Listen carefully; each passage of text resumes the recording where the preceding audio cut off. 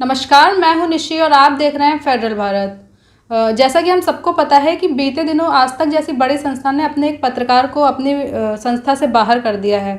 चलिए जानते हैं उनसे उनका कारण। सर, मैं आपका अपने चैनल पे बहुत बहुत स्वागत करती हूँ। जैसा कि हम सबको पता है कि आपको आज तक से निकाल दिया गया है, तो क्या आप उसके पीछे का रीज़न बताना चाहेंगे? हाँ बिल्कुल। अभी बीते दिनों मैंने एक ट्वीट किया था प्रधानमंत्री को लेके, और उन्हीं 2 ट्वीट्स के कारण मुझे निकाला गया। और ऐसा खुद आज तक का जो मुझे लेटर मिला है उसमें वो 2 ट्वीट्स के स्क्रीनशॉट उसमें दिए हुए हैं। तो वो 2 ट्वीट्स मैंने ऐसा हुआ था कि अभी जो दानिश सिद्दीकी जो हमारे एक पत्रकार हैं, उनकी अफ़गान में डेथ हुई है। जी। तो उसको लेके पूरा देश एक उम्मीद कर रहा था कि प्रधानमंत्री उसे लेके कुछ बोलेंगे, 2 शब्द कहेंगे या उनके परिवार के प्रति संवेदना जताएंगे। लेकिन उसके बावजूद आज तक प्रधानमंत्री ने एक शब्द उनके परिवार के लिए नहीं कहा है।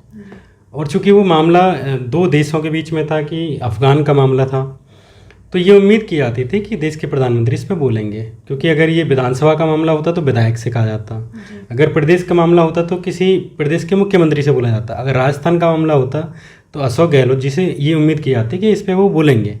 लेकिन चूंकि ये अफ़गान का मामला था तो ये उम्मीद की जा रही थी कि देश के प्रधानमंत्री उस पर बोलेंगे। लेकिन वो प्रधानमंत्री जो अंगूठों के लिए भी ये कहते हैं ट्वीट करके कि फलाने खिलाड़ी के अंगूठे में लग गई है, इसका मुझे बहुत दुख है।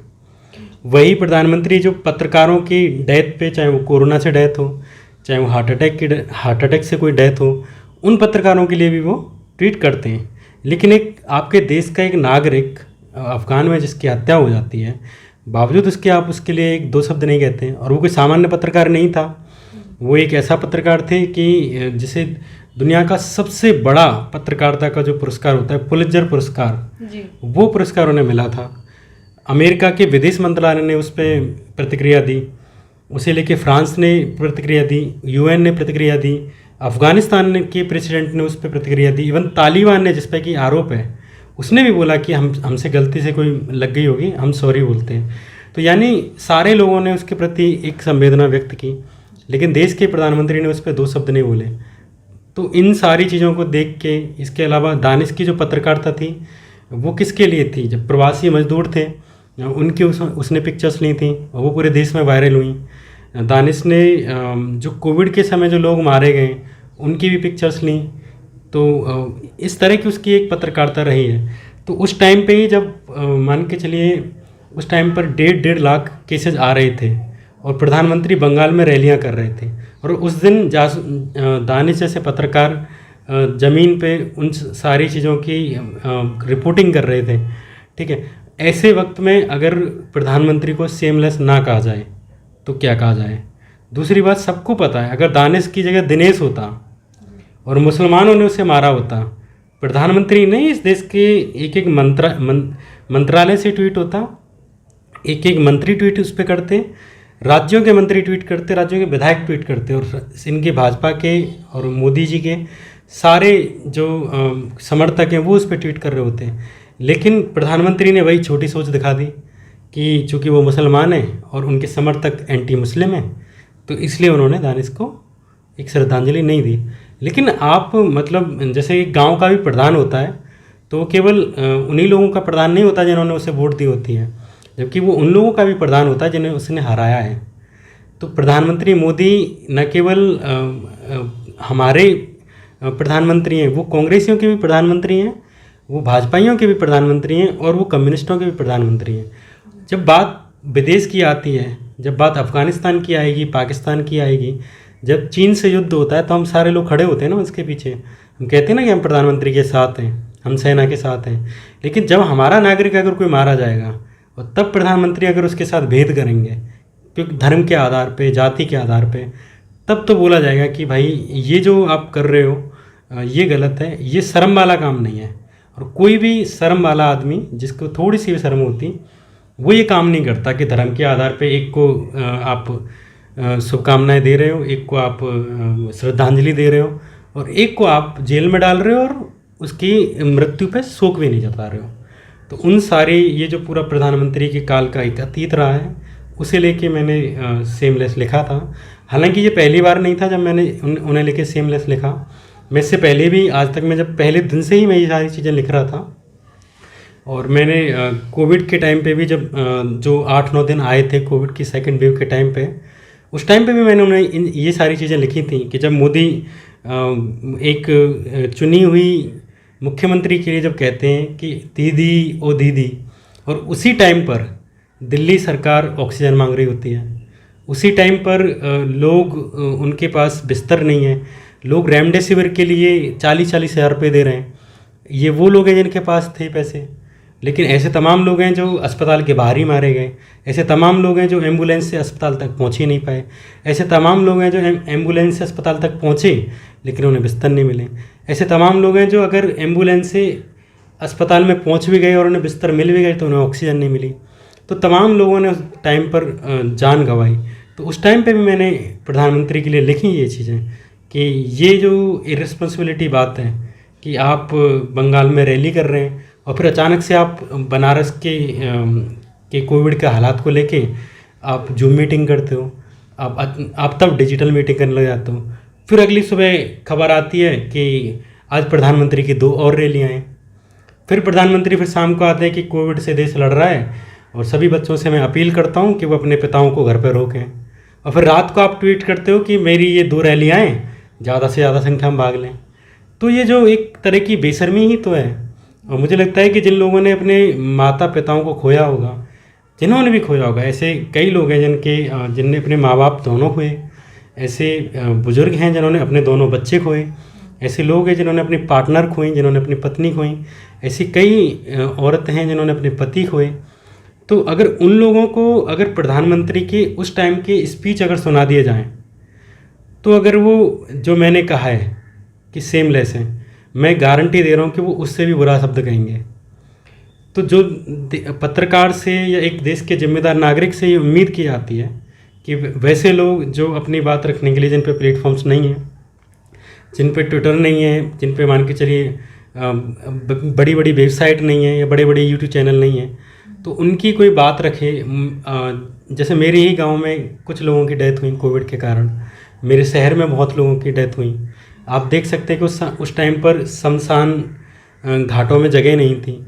और वो सारी जब सिचुएशन आप देखेंगे और उसी के अगर बैकग्राउंड में आप प्रधानमंत्री मोदी के जो स्पीच हैं और उनके जो दावे हैं आप उन्हें एक बार दिखा दीजिए, तो जो भी एक इंसान जैसे धर्म की बात नहीं करते हैं कि हिंदू है मुसलमान है, जाति की बात नहीं करते हैं कि सवर्ण है कि दलित है, बस वैसे ही एक अगर इंसान भी उसके अंदर थोड़ा सा इंसान भी जिंदा होगा तो वो ज़रूर इस आदमी के लिए कहेगा कि सेमलेस भी कहा है तो वो बहुत सस्ते में छोड़ा है, बहुत कम कहा है।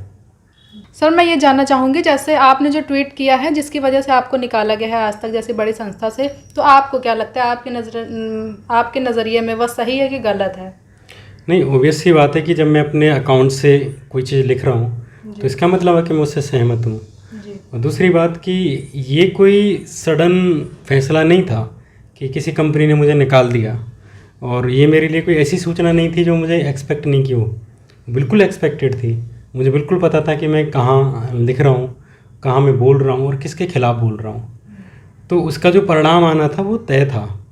और मैं अपनी ही नहीं कह रहा, मेरे कंपनी के मालिक ने या मेरे मैनेजमेंट ने, जिसने भी मुझको निकाला है, अगर वो भी सेम ट्वीट कर दें और उसको छोड़िए, अगर वो उन बातों को ही उठा दें जिनकी वजह से मैंने प्रधानमंत्री के बारे में ऐसा लिखा, तो उन पे भी वही कल कोई ईडी आ जाएगी, कल सीबीआई आ जाएगी, कल को बता देंगे कि आपका ये जो संस्थान है वो तो पर्यावरण, ये तो वन विभाग की ज़मीन पे बना है, आपने तो पर्यावरण की संस्तुति नहीं लिया है, आपने तो फलाना सर्टिफिकेट नहीं लिया है, आप तो एयर पोल्यूशन कर रहे हैं, आपने एयर पोल्यूशन की कोई अनुमति नहीं ली है, तो उनको भी फंसा देंगे।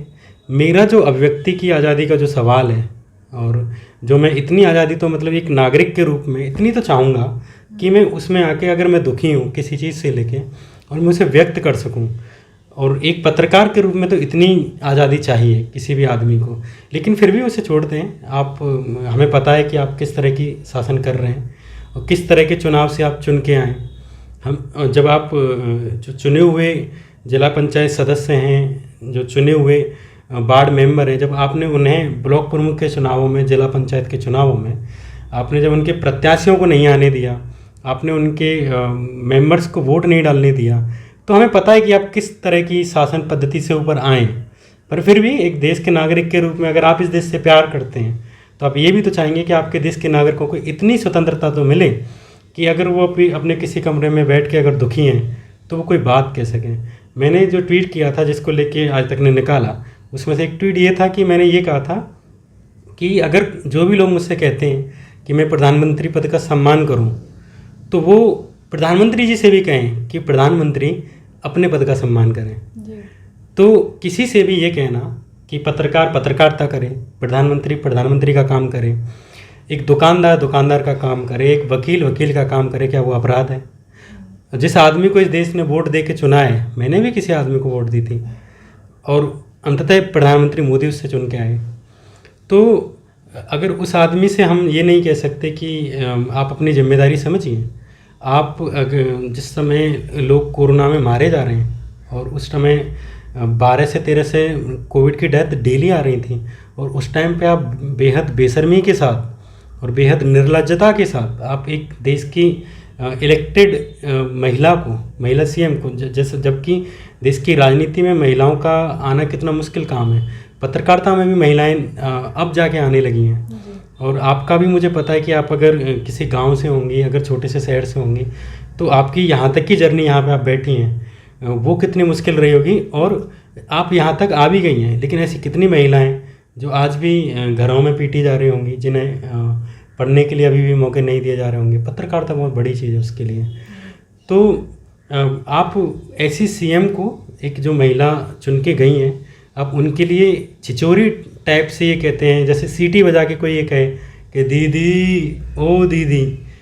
तो ये जो भाषा है, मतलब एक जो होता है ना, आपने मिथुन की फिल्मों में देखा होगा कि किसी ने जालीदार बनियान पहनी हुई है और वो फिर जाके किसी औरत का दुपट्टा खींच दे और सीटी बजाए और फिर कहे दीदी ओ दीदी।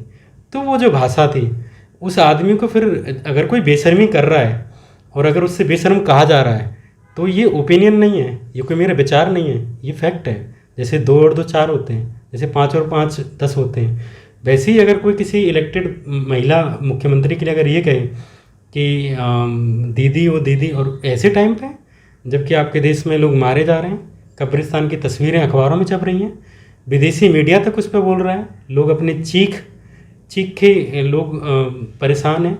और एक ऐसी महिला की भी तस्वीर वायरल होती है जो अपने एक ई रिक्शा में अपने पति को अपने मुंह से ऑक्सीजन देने की कोशिश करती है। ऐसे टाइम पर जब आप एक इलेक्टेड मुख्यमंत्री के लिए ये कहते हैं कि दीदी ओ दीदी, मतलब वही एक गली छाप और लिच्चड़ भाषा जिसे कह सकते हैं। अब कोई ये कहेगा कि आप प्रधानमंत्री की भाषा को लिच्चड़ कैसे कह रहे हो?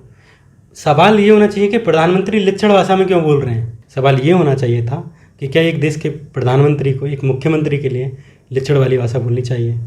तो ये जो ये सारी जो लिच्चड़ों वाली भाषा थी, वो कब बोल रहे थे? वो जब देश के नागरिक लगातार फेसबुक पे लिख रहे हैं कि हमें ऑक्सीजन चाहिए, रेमडेसिविर चाहिए, और उसी टाइम पर जब इस तरह की तस्वीरें आती हैं कि एक महिला एक ई रिक्शा में अपने पति को मुंह से ऑक्सीजन दे रही होती है, उसी टाइम पर ऐसी तस्वीरें आती हैं कि शमशान में एक साथ 80 शव जलाए जा रहे हैं, और वो अखबार के पहले पन्ने पे छप रही हैं वो चीज़ें। तो उस टाइम पे भी आप ये कहते हैं कि दीदी ओ दीदी, और फिर अचानक से आप रात को आके फिर कोविड के ऊपर मीटिंग लेने लग जाते हैं, और फिर अगले दिन रैली करते हैं। तो ये जो सारी चीज़ें हैं, सवाल यही है कि ये चीज़ पूछी जानी चाहिए प्रधानमंत्री से कि वो एक कैसा देश बनाना चाहते हैं। क्या उनके देश में नागरिकों को इतनी सुविधा नहीं होनी चाहिए? क्या वो इस देश से प्यार करते हैं कि नहीं? या जो भी उनके समर्थक हैं, मैं उनसे भी ये पूछना चाहता हूँ कि वो कैसा देश चाहते हैं? क्या वो इस देश से प्यार नहीं करते हैं? मैं जितना प्यार करता हूँ, मुझे लगता है कि बाकी लोग भी करते होंगे। तो हम सारे लोग एक ऐसा देश ही तो चाहेंगे कि जहाँ लोग बोल सकें, जहाँ लोग अच्छी जगह नौकरियाँ कर सकें, जहाँ लोगों को केवल बोलने के लिए निकाला ना जाए, जहाँ पिता के खिलाफ उनकी बेटी बात कर सके, जहाँ एक माँ के खिलाफ उनकी बेटी, उनका बेटा कुछ बोल सके, जहाँ लोग कास्ट के खिलाफ बोल सके, जहाँ लोग धर्म की जो कुरीतियाँ हैं उनके खिलाफ बोल सकें, जहाँ लोग साइंस के बारे में बात कर सकें। तो जिस तरह प्रधानमंत्री का एक पूरा जो anti democratic anti universities, anti journalism, ये जो पूरा रवैया है, अगर ये सारी चीज़ें देखने के बाद जैसे हमने किसान आंदोलन को भी देखा, मैं बिल्कुल ये नहीं कहता कि सरकार इस पे कानून बना सकती है कि नहीं, बिल्कुल बना सकती है।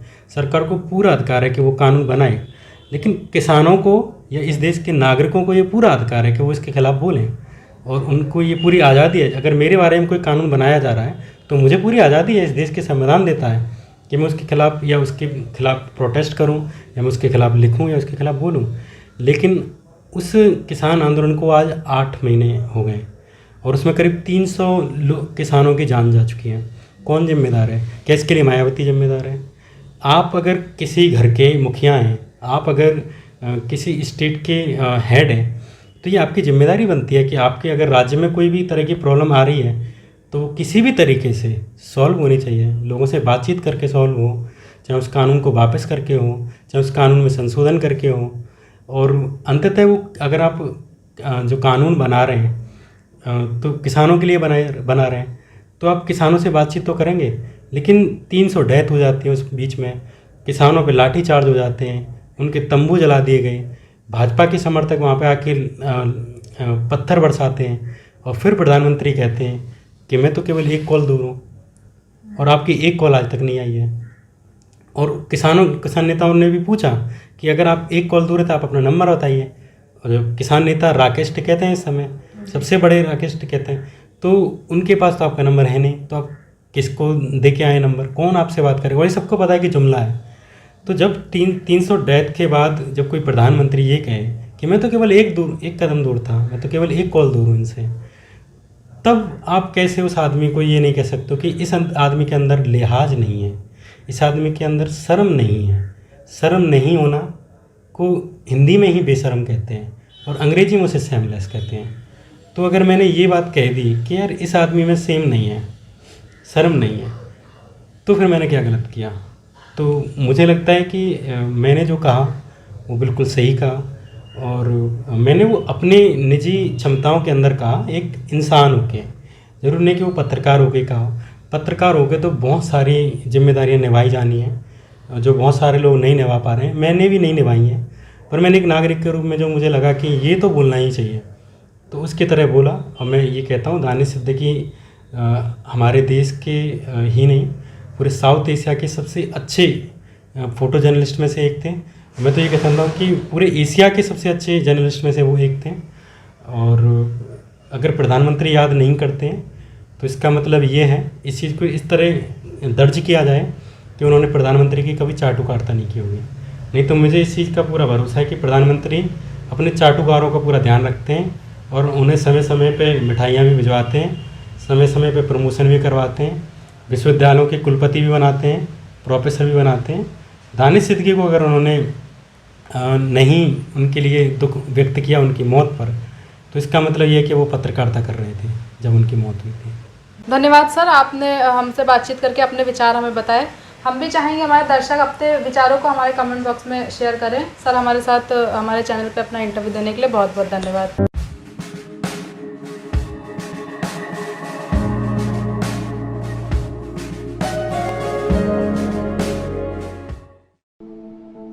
फेडरल भारत यूट्यूब चैनल को लाइक और सब्सक्राइब करें और बेल आइकन दबाकर लेटेस्ट अपडेट पाएं।